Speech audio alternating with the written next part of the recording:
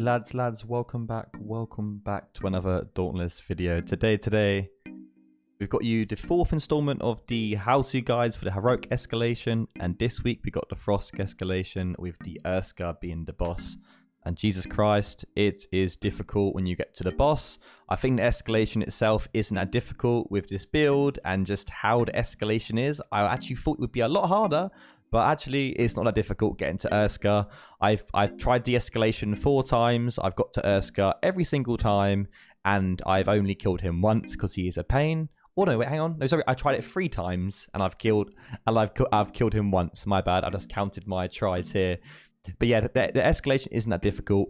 I'm going to try and minimize this video's length because the other escalation guides have been lengthy.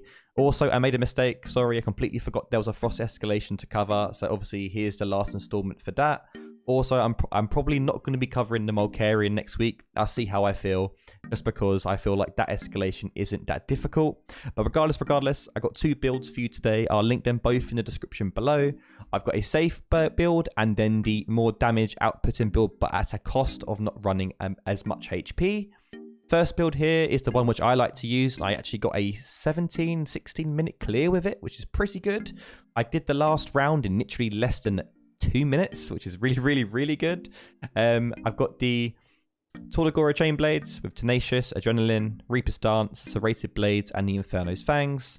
Skarn Lantern with Catalyst. Change the lantern to whatever you wish, but I suggest running the Skarns one. Shroud Head with Tenacious. Thrax Chest with Berserker. Time with Gauntlets with Berserker. Scrave Legs with Catalyst.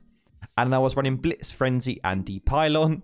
Lol, I used the Inspiring Pylon by mistake. I was supposed to use the Cleansing Pylon. But if you think you can get along the escalation with this Pylon, it does help. It really did get me through the 3rd round and the 4th round really quickly. And I used also a Pylon on Urska as well, which obviously helped for damage. So if you want to get more damage out of it, run this Pylon.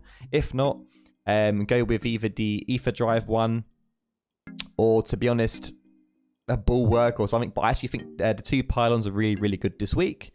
The perk summary of this build is +6 of all perks: Adrenaline, Zerka, Catalyst, Cunning, Overpower, and Tenacious. The other build is like this, very similar. The only difference being the head with Nasha Helmet with Tough, and the Nasha legs with Tenacious as well. So this build is the exact same, apart from we're switching the Tough around for Adrenaline. They're the 2 builds.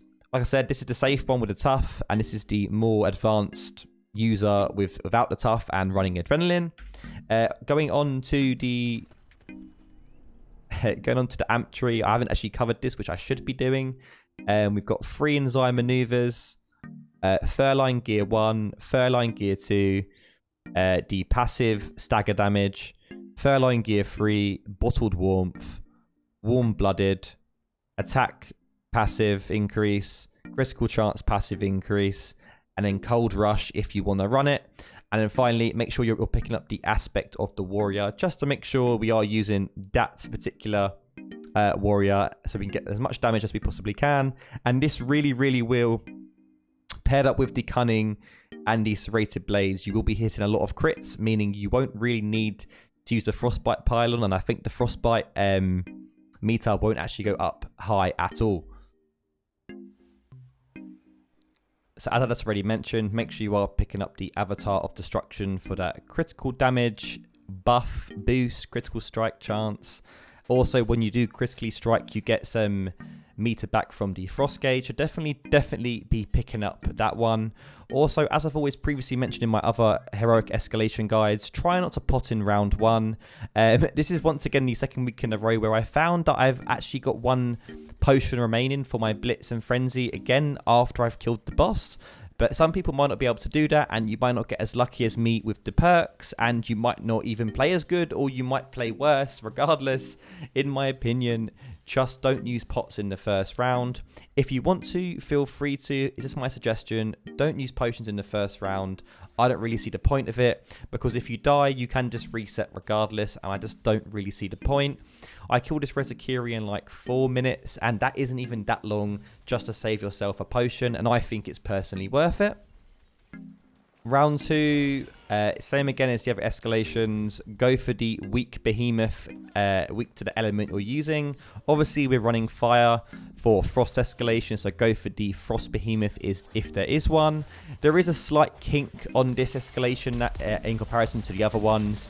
If you do happen to get a boop or interruption, shall we say, on the other behemoth or whatever, just go for that one momentarily, because we are running +6 overpower and you want to just get as much overpower damage in this escalation as possible. Otherwise, it is kind of a wasted perk. People are going to be like, oh, there's no point in upping the +3 overpower to +6 or even using overpower at all. But honestly, having overpower is really, really beneficial. And I find this is the 100% the only one, in my opinion, which really benefits from overpower. And there's not much downtime anyway of it. You will get consistent breaks, and there is a lot of behemoths in this escalation which can be interrupted. So yes, definitely just be wary of that and try to make sure you are focusing damage on the behemoths which are boopable, or if they are weak to the fire element.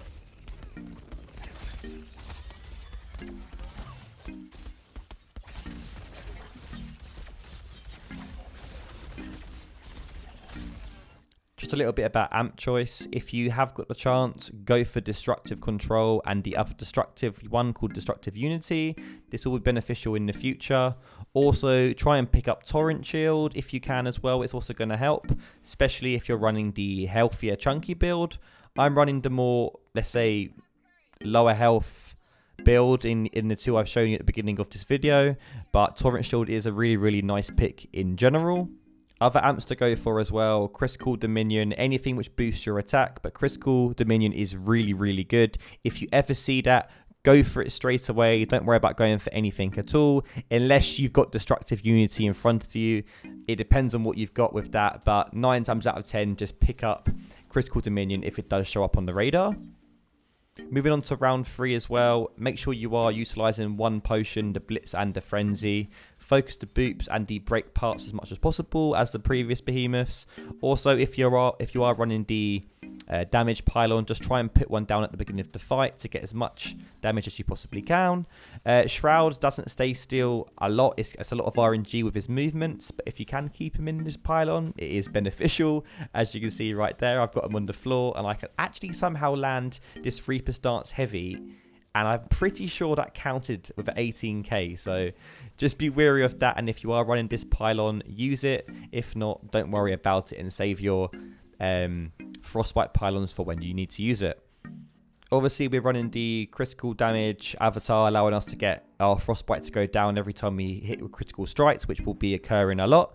Also, you see these boons in the map, these little red shields. Make sure you are going through them to reduce your frostbite as well. Especially this is the case if you are running the power pylon, because you have nothing else to help you apart from the actual passive from the avatar. So make sure you are focusing those boons, or you will get frostbite, and it will be a pain if you do continuously get hit. Moving on to the round before Urska, if you get a behemoth again, same as round 2, which is weak to fire, make sure you are going for that. Also, if there's a behemoth which is boop or interrupts heavy, definitely go for that as well, and don't miss interrupts like me.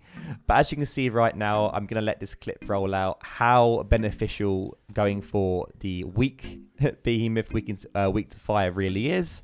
Put one of your pylons down for extra damage if you are using so, but I'm just going to see just how quickly I clear out these two behemoths in round 4.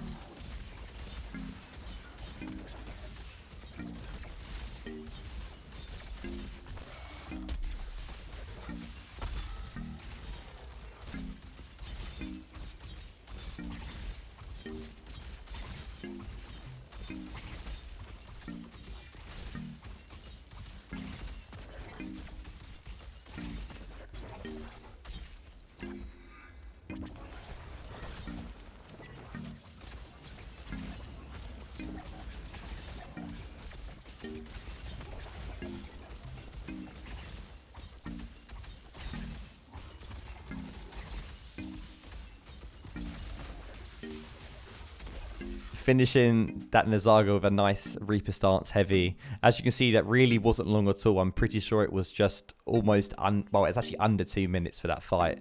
Both of those behemoths got killed. Moving on to the last amp choice. As I said, Disruptive, Subtility, that one, the epic one. If you get that, 100% go for that. This will increase your critical strike damage by 50%, and this is really, really nice, especially because we are running a crit build, and obviously we reduce our frostbite with critical damage. If you get this, it's really perfect for the damage build because you won't really have to worry at all about frostbite now. But if you don't get it, it's not the end of the world, but it is really, really nice to have, especially when we get into Urska fight. What I recommend doing is not going into the 2 of the braziers on the left and the right in the fight. Just wait for him to come down, put a pylon straight away down, pop your Skarn Lantern, go and use your Ice Spawn straight away as well. I'm pretty sure I get hit really early on in the fight, but he will always do this to start off with. Dodge it, dodge this move, go towards him again, and he will do another slam down or a slash, dodge that as well. And then he would probably do another one of these moves, just keep in the air. And after this, he would 9 times out of 10 go into the sky and throw ice at you. He will keep doing this, but also this is an added part of the Urska. He gets a lot of shell shock or whatever you want to call it. Toragoro has it. It's a real pain. It one hits you with both the builds I have, unless you've got the shield with the tough build. So if you don't want to get one shot by that, run the tough build. But if you're comfortable dodging, even though I'm not that comfortable dodging this for some reason, I haven't fought Urska in a while. But if you can dodge it, then this fight shouldn't be a problem to you. There's a lot of ice comes out the ground now, a lot more than before. There isn't much change to his attacks. He's just a pain with dodging the ice. And you'll see in a second how I die is an absolute joke. But guys, make sure you're using your Reaper stance 10 stacks on him just to get the nice damage on him. When he's on the floor, focus the head, focus the arms, make sure you're getting those break parts and staggers for the uptime on Overpower.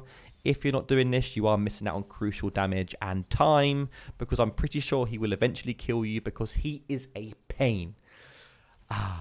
Well guys, this has been my guide breakdown of the Urska Escalation. Hopefully you've enjoyed it. Fresca, shall I say. If you like content like this, definitely leave it a like. I might do the Terror Escalation because the Shock Escalation because I didn't cover it when it first came out for the Heroic variant. But yeah, if you are new to the channel as well, feel free to subscribe. I'd really appreciate it. I'll leave you with the rest of this Urska fight. Good luck, and I'll see you in the next video.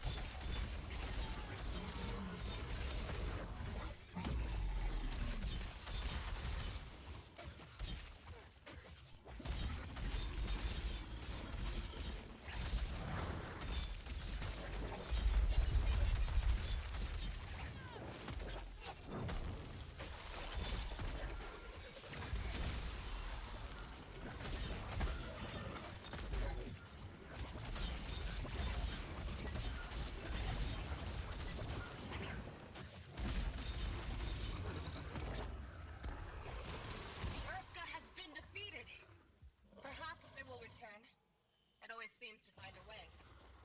But the Frost Wardens, perhaps our new allies, will be ready.